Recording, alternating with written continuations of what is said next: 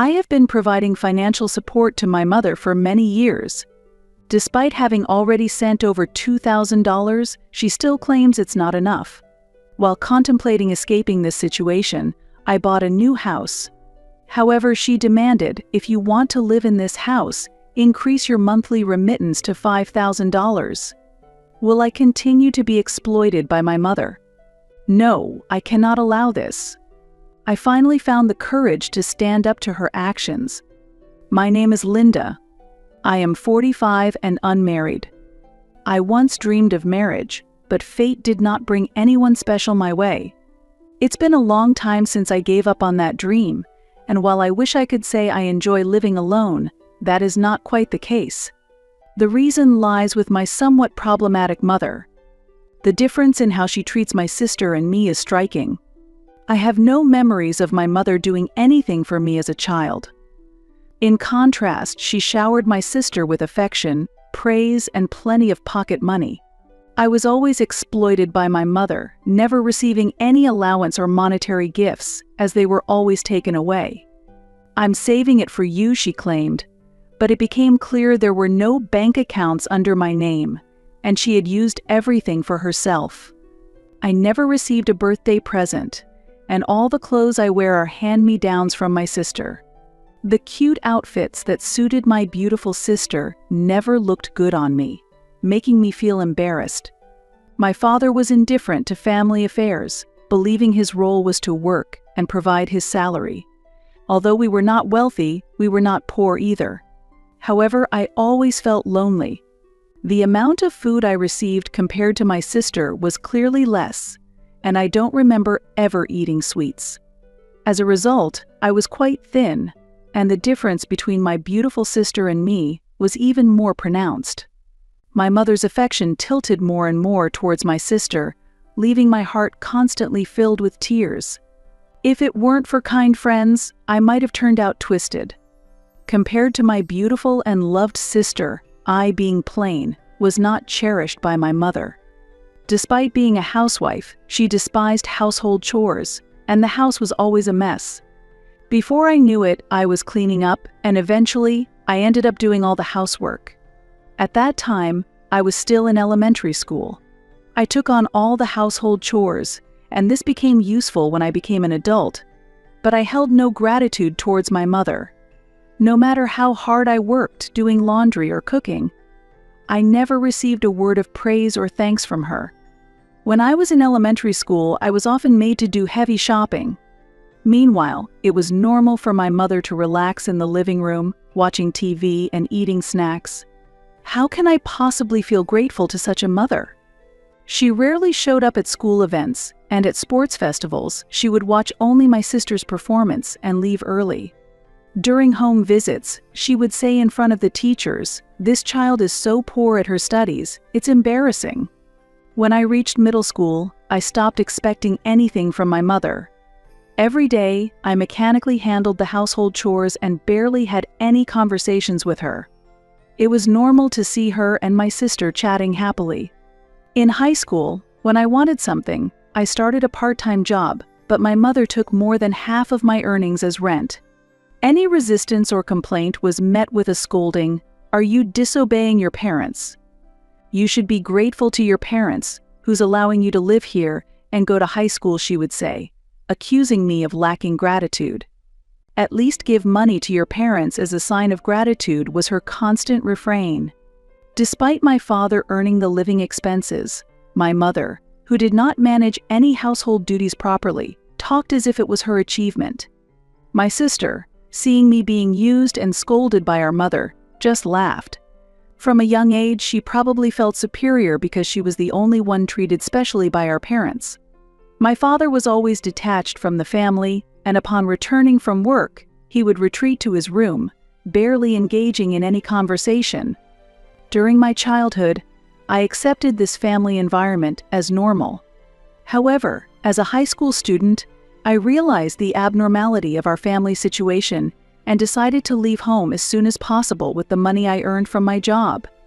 When I secured a job and left home, I was enveloped in relief from no longer being exploited. I will never be exploited again, I told myself. Since then, I have rarely returned home. I did not contact my parents, nor did they contact me. I thought it was better to remain estranged. However, at the age of 30, my father suddenly passed away. Although I was shocked by his death in his 60s, I had no time to grieve, as his death meant my mother was now living alone.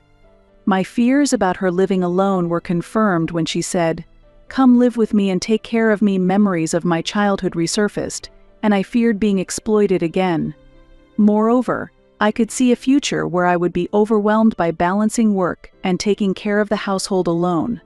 I continued to avoid my mother as much as possible, relieved when I heard that my sister had started living with her. It's just my sister and her 2 children. She does not have a husband now, having divorced due to personality differences. There were already signs of discord between her and her husband while my father was alive, and they divorced around the same time he died. As a result, my sister returned home. I didn't particularly mind this situation, and I felt relieved that the talk of living with my mother had ceased.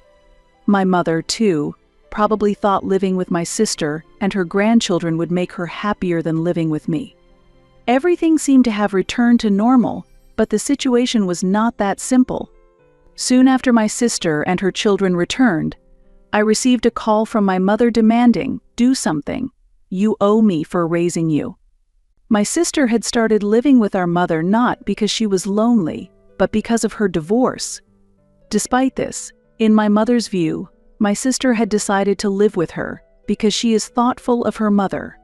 Following this, my mother continued to make unreasonable demands, saying I should do something too. As I do not have a high income, I wanted to avoid being exploited again, so I kept dodging calls and messages. Finally, my mother even contacted my workplace, demanding transfer half of my daughter's salary to me. I reluctantly decided to start sending $500 a month, fearing that my mother might show up at my company. I thought this would bring peace, but it seems I was too optimistic. I had not yet fully understood my mother. There was no way she would be satisfied that easily. It was only a matter of time before she demanded an increase in remittance. The remittance increased by $100, then another $100. However, she claimed, "Your sister and her children are here, so we need more money," and demanded an even greater increase. When I asked if my sister was not working, my mother indignantly responded, "Do you intend to make your busy sister work? How heartless of a sister are you? Why is my sister forgiven and only I am blamed? My mother hasn't changed at all." I had given up thinking there was any hope, yet it seems I still hope to be loved or appreciated by her. My feelings are a mix of frustration and anger at the unfairness. However, remitting money might also be the best way to avoid my mother's pressure. At least if I send money, she won't nag me. Although I did so reluctantly, it did not affect my livelihood, so I increased the remittance to $1,000. Will this bring peace? No, I still underestimated my mother. She was cunning. She continued to come up with various reasons, saying, "We need money for your niece's school entry fees. The cost of food increases as the children grow. Utility bills are no joke," and demanded more. The remittance I started at $30 gradually increased by $100, $200, and after 15 years, it ballooned to $2,000 a month. Indeed, I live alone and have fewer expenses, and my income has increased over the years of working, but honestly, this amount of remittance is a burden. The business climate isn't good, and there is no hope for further salary increases. Yet, in addition to regular remittances, there are times when she demands extra pocket money, saying, "I'm short on money this month. My living expenses vanish with your sister and her children, and I want to enjoy myself too," says my mother. It seems the solution would be for my sister to work, but that idea does not reach my mother. My sister's children are old enough to not need constant care. Even suggesting work is met with criticism. Your sister is already having a tough time. Don't you think it's cruel to make her work? It's shocking how overprotective she is. If asked why I don't talk directly with my sister, of course, I have tried. I suggested to her, "Hey, why don't you start working?" But she snapped back, "How can you say such heartless things?" My sister knows she can rely on my mother to handle everything, and she understands that I cannot defy my mother. As long as I am a convenient presence for my mother, she thinks it's fine to use me too.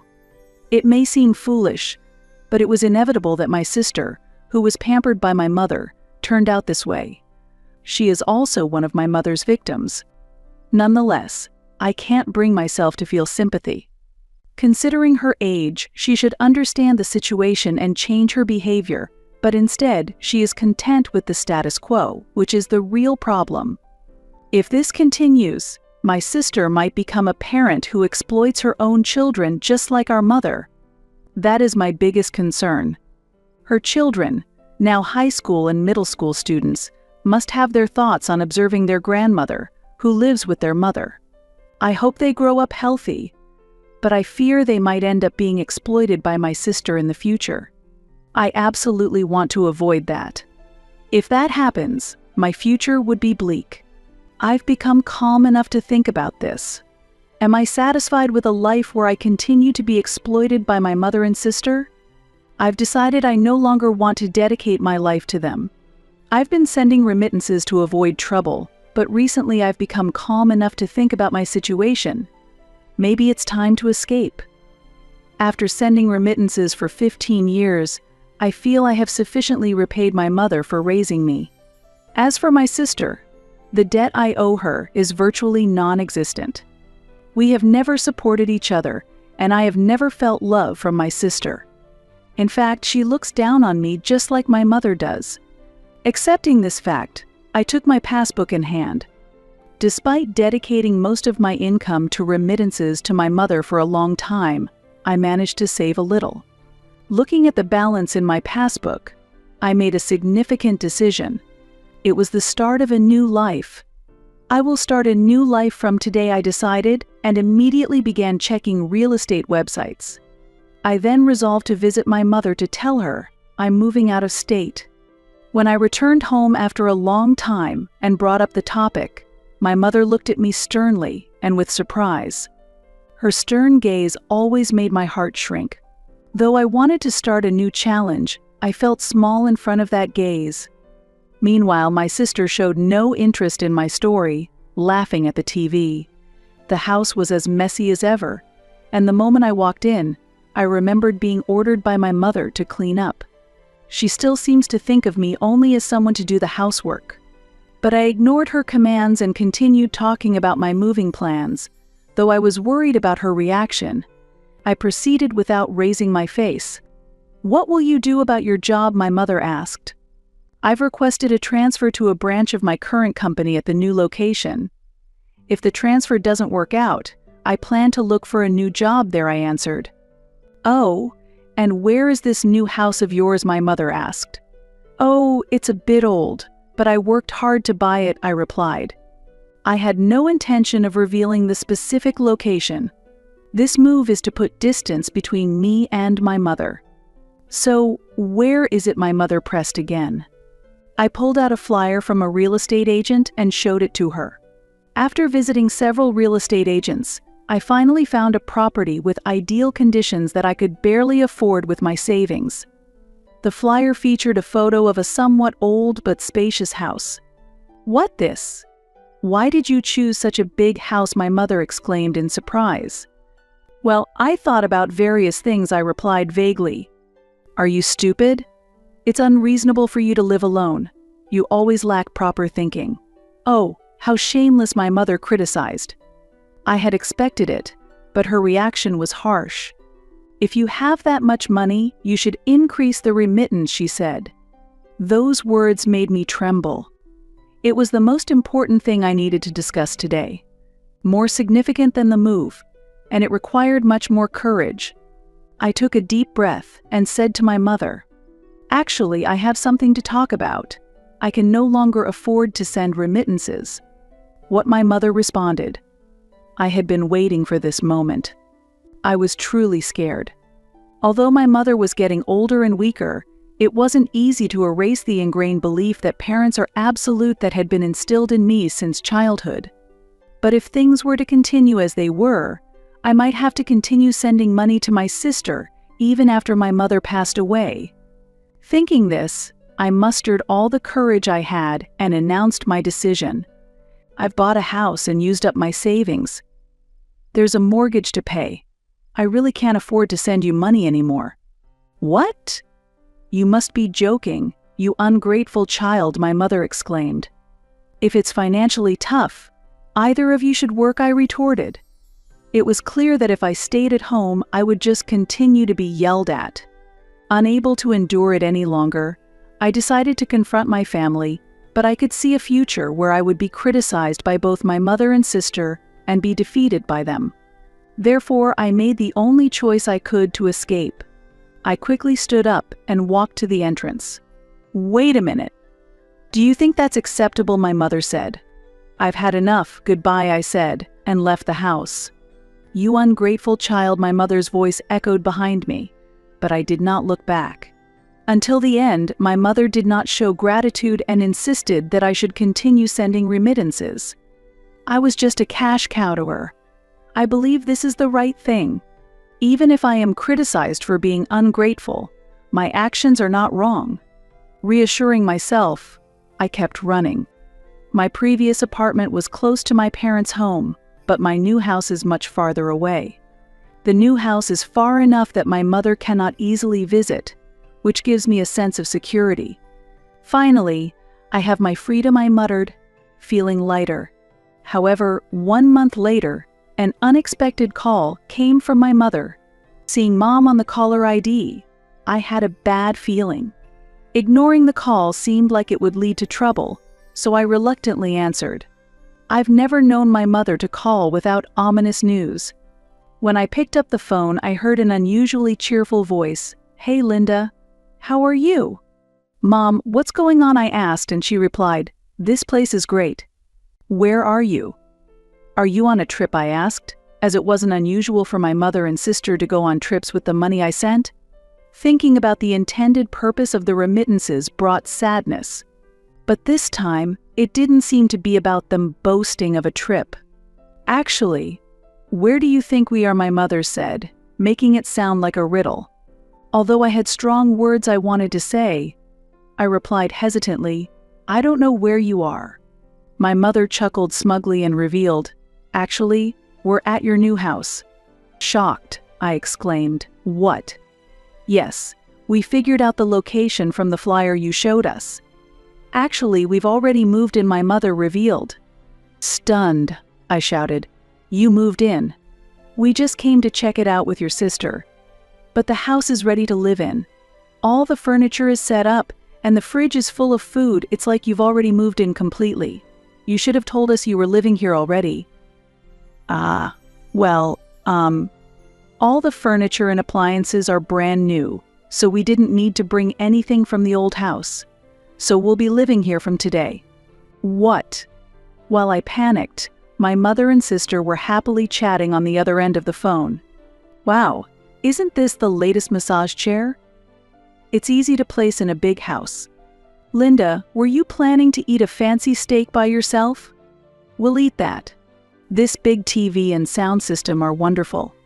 Look at this fine leather sofa. Oops, I spilled some food. Hearing this, I felt faint.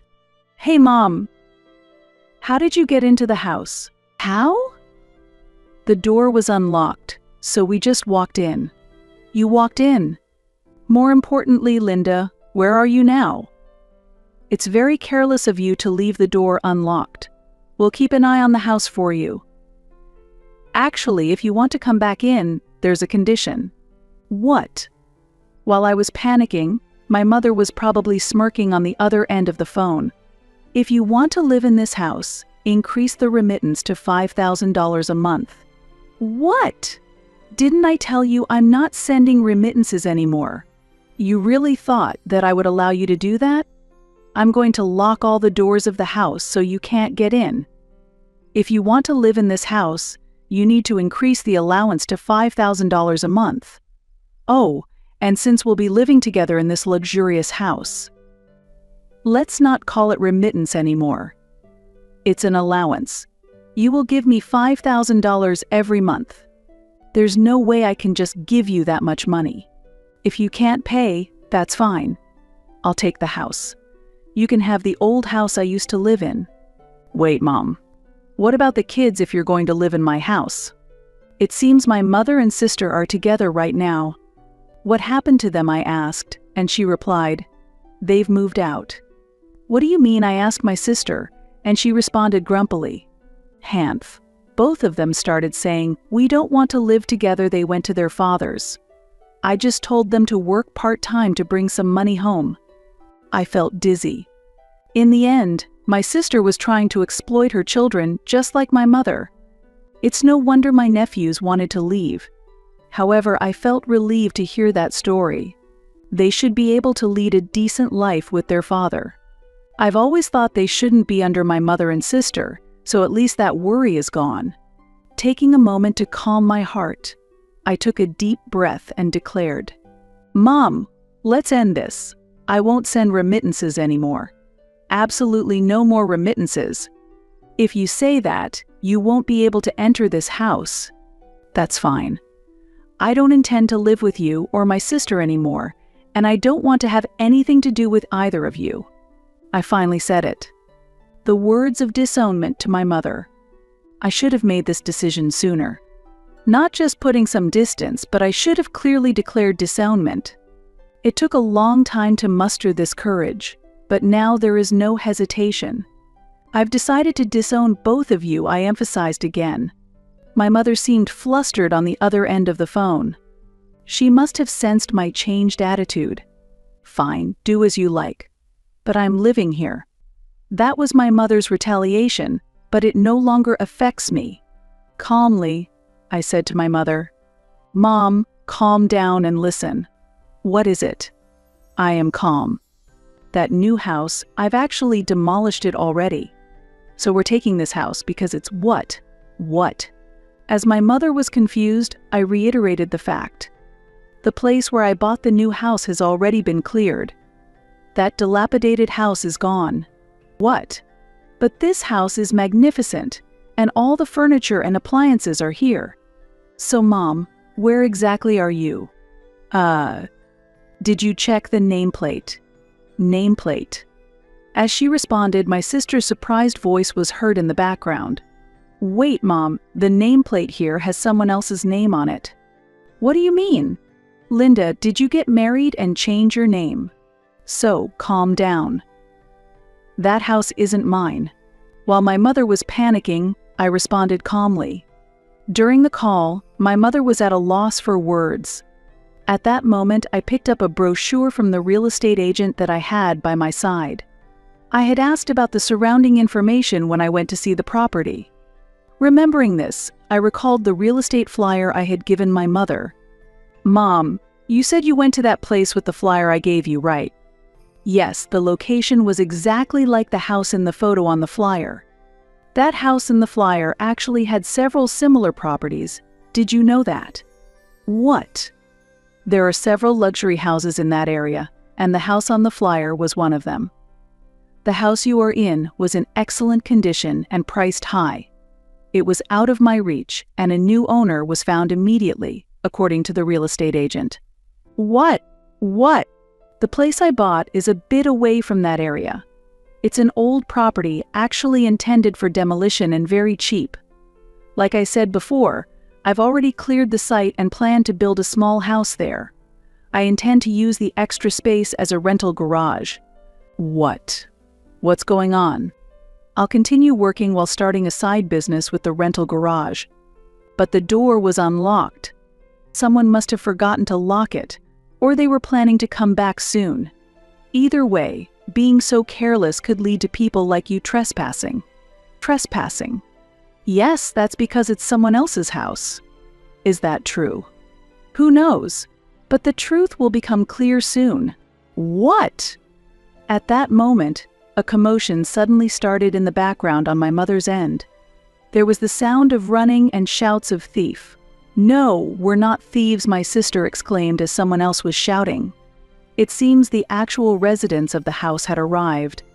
Linda, this is your fault. Do something. What should I do?